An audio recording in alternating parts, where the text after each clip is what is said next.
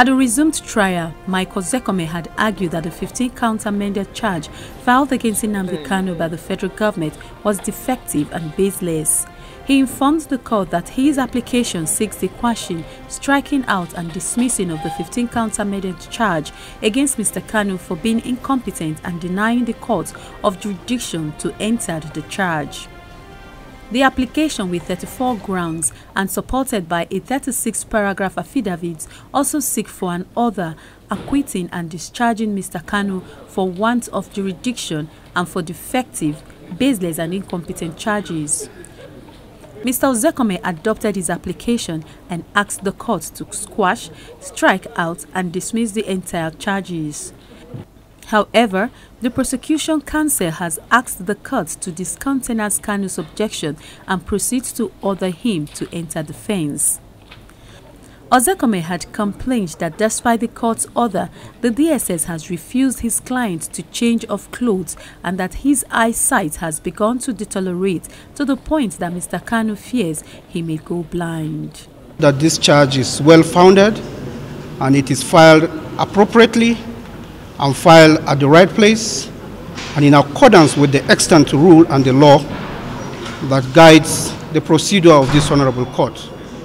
One of the several antics employed to delay criminal trial in Nigeria.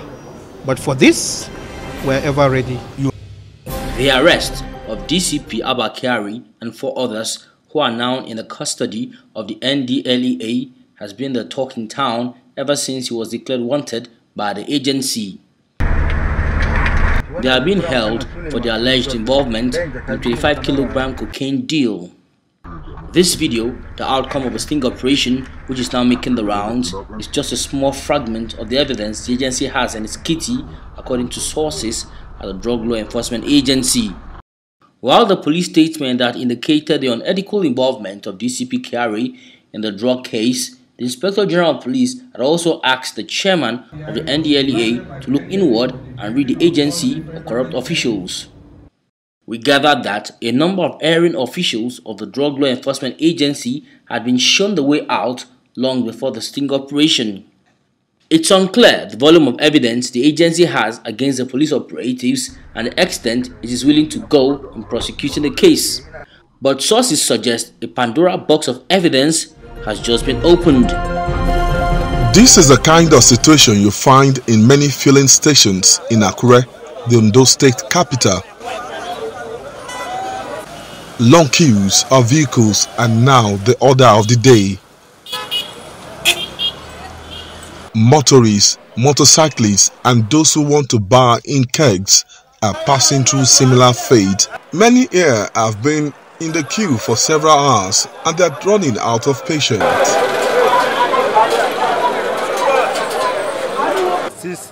5 a.m. this morning. I've been here, but I don't see petrol to buy now. Another place they're selling 200, another one 165. This one now is 165 naira. They sell it. That's a better business. So yesterday I don't have fuel in my generator. I cannot attend to any customer because I don't have fuel in my generator. So it's affecting me. Yesterday I don't make any money in my business. I don't make anything. No money to get food. These stations are not even dispensing as their gates are closed, while motorists and others hope for luck. Apart from wasting their time, there is no concrete answer to why the product is scarce. Yesterday we just observed it. This morning, this is not what they promise us. If they want to increase the fuel, let them increase it. Let it be available. If they do want to increase it, let them tell us. We cannot have our money and suffering on top of our money.